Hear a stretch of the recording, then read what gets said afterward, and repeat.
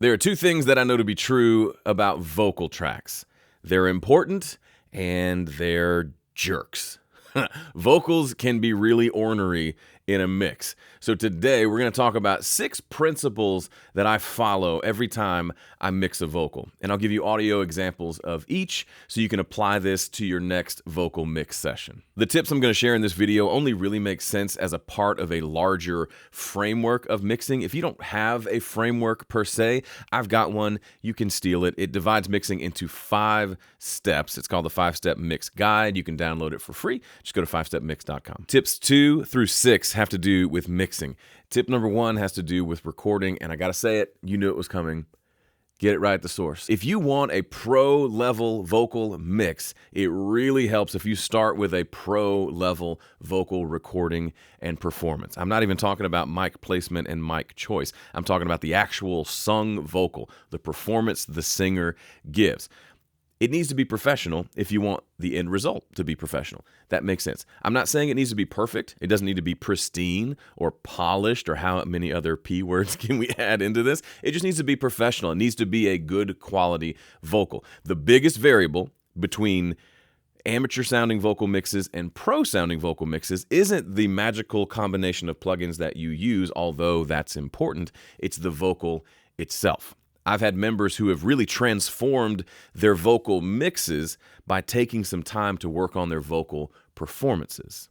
It's worth thinking about. Now that I think about it, that's the recording tip. I've got 5 mixing tips, and I've actually got a bonus tip that has nothing to do with recording or mixing. I'll share that at the end, so stick around. Tip number 2, unmuffle the vocals. Your vocals are muffled. It's not your fault. It's just the nature of a raw recorded vocal. My face, when I make a sound, emits lots of frequencies. That includes a good chunk of low-mid frequencies. This microphone is just doing its job. It picks up all those frequencies. Actually, the vocal that you're hearing right now, I've EQ'd out a good chunk of low-mids. Let me play it for you. Here it is without the EQ. You hear that? Vocal's kind of muffled. Now it's unmuffled. That's what your vocals need in your songs, but even more. So, fun fact, go listen to your favorite album, pay attention to the tone of the vocals, and you'll hear they're clean, they're crisp, they might even be warm, but they're not muddy. Let's listen. Here's a raw vocal from one of my songs. From the lies, There's just a lot of want to it. there's not something to believe in. If you play that over the entire mix, even though there are a lot of frequencies there, the predominant one that you'll hear over the mix is that those frequencies, a kind of mid-range, low mid-range. It sounds muffled. The reason is it's just not balanced, right? The lower mid frequencies are being more selfish than the rest. So if we listen to this on top of the music, From the lies,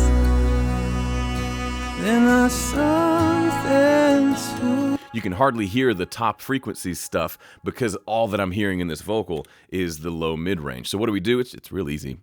Go in, and first thing I typically do on a vocal is do a bit of a high-pass filter. So let's do that first. Let's just roll off some excess low end. From the lies, there's not something to believe. Just in case there's the occasional puh that comes through and pops and makes a big woof sound, don't need that. And then I'm gonna grab this kind of low mid EQ band, and we're gonna go find where is that kind of woofiness. It's probably start at 200 and then go kind of find it. Let's find it. From the lies, there's not something to believe. Yeah, in this song, it's just hovering right around, I guess 250 is the number. Let's just pull that down. We can go too far until the vocal sounds thin, and then we'll bring it back up to where it has some warmth, but not such an excessive amount of warmth. Let me change the spot where we're mixing. Let's go to this line here. Okay, here we go.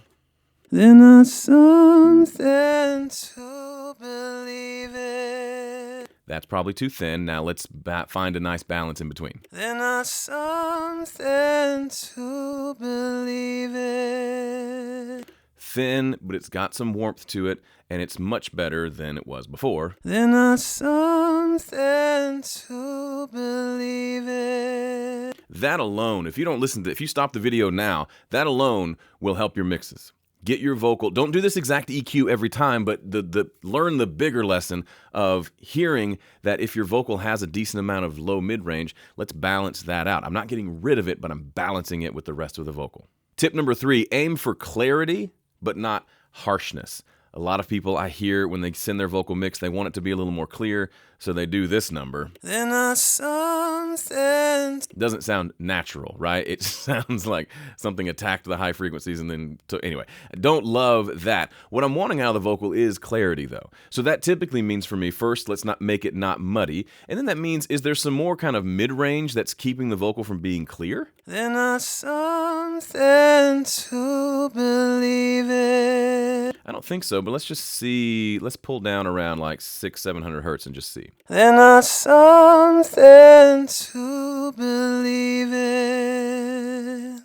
That feels pretty good to me. So typically, you could say go boost some high frequencies. That's fine. I prefer to cut a little mid-range and give it a little bit of a scooped EQ curve. I don't want that on my entire mix, but on a vocal, that can work because vocals are very mid-range heavy things, right? We dealt with the low mids. Now the mids can also be a culprit where you just lose a little bit of clarity. If we listen to that just on top of everything else. Then something to believe in. It's a little quiet now. We could turn it up. Let's see. Then something to believe in. I think we went too far. So I'm going to take that EQ back out and see. Then something to believe in.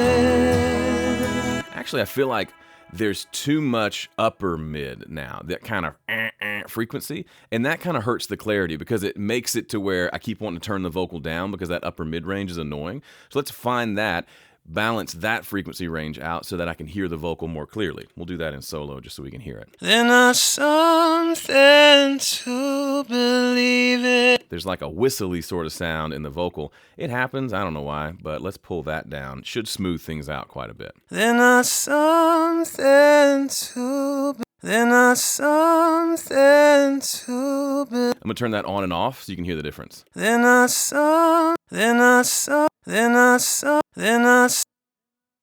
There's like a like that frequency is jumping out and makes certain like consonant sounds sound weird. then So by pulling that down a little bit, now the vocal has a little more clarity because those upper mids actually were causing less clarity, which is weird because you think upper mid range is where clarity is, but if there's too much, then it's like that kind of sound makes you want to turn the overall vocal down, which means you can't hear it as well. So that sounds pretty good to me. then something to believe in. Dig it. Tip number 4, don't be afraid of compression. Compression is your friend. You can go too far with compression, but the sound of compression is really the sound of the modern vocal. So don't be afraid to go make that compression needle bounce a good amount to get a nice tight upfront vocal that really sits on top of the mix. I really like this compressor on vocals. It's got kind of a vintage-y vibe, but I can also still control the attack and release, which is nice. So I'm gonna go pretty fast on the attack and release because I want it to go nuts and then let go of the vocal. And we'll go up to around I don't know, that's probably like a 4-to-1 ratio or so. I'll start by bringing the threshold down, and then we'll bring the gain up to match the before and after volumes, and we'll see what we got. Then something to believe in.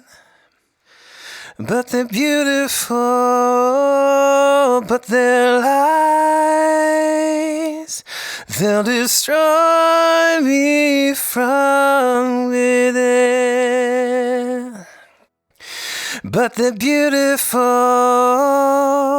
So that right there, that's that phrase where I sing, but they're beautiful. Where is that? But they're That is a great spot to demonstrate kind of what I'm looking for when I compress a vocal. I want that to, instead of being kind of timid, that but they're part. But they're beautiful. I want that to be kind of bow bow.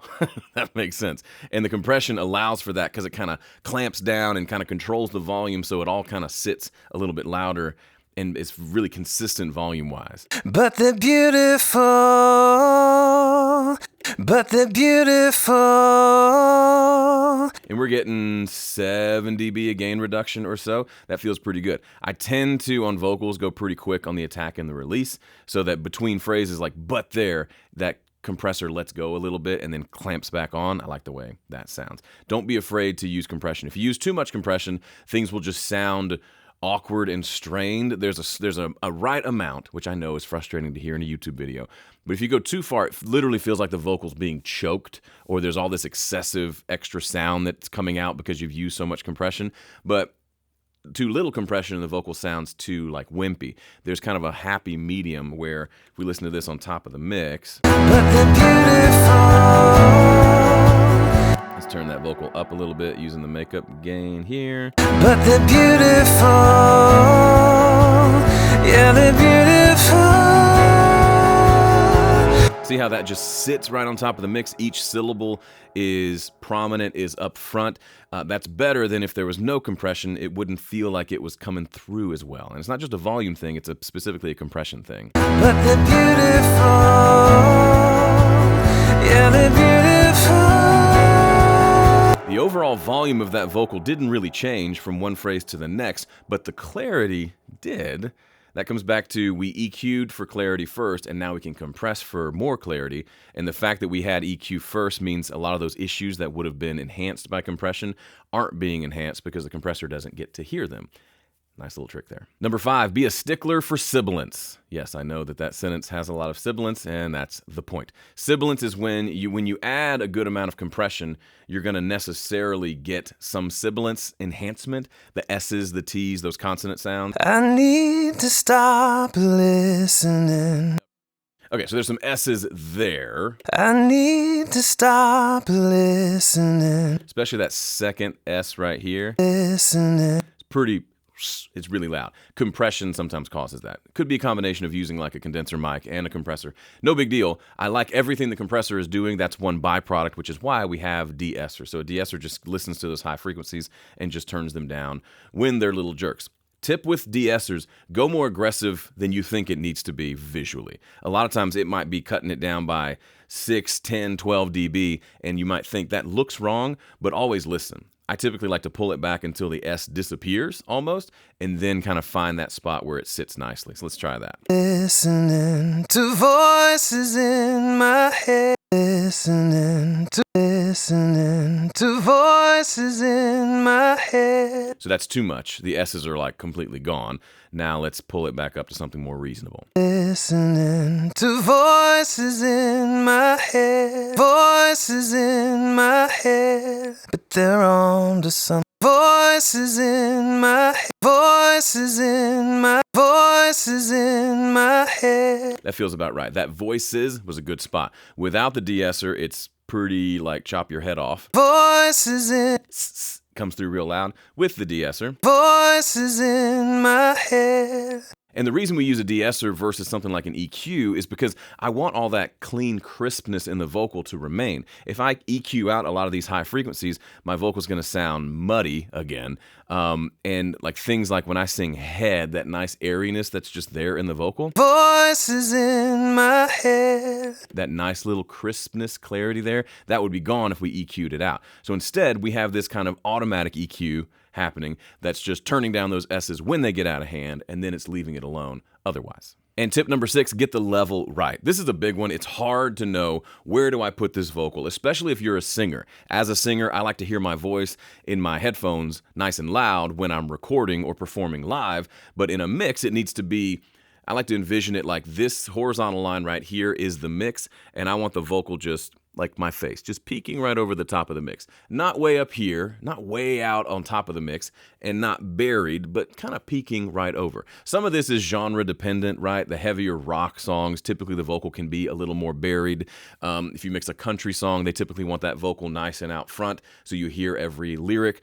But typically for me, and like I do a lot of folk and rock and rock folk, I want the vocal kind of right there, just peeking over the mix. One of the ways to do that is just to do a lot of mixing and kind of start to just develop a feel for it. That's not super helpful. Another thing you can do is just turn the overall volume down and see, can I hear the vocal over the music at the lower volumes versus only at the higher volumes? That sometimes helps kind of click things into gear for me. So for example, here's the vocal. I don't know why. Yeah, so let's just say, let's bring the vocal down. Let's listen for a second, and let's bring this fader up to try to get a decent volume and find the right spot for this vocal.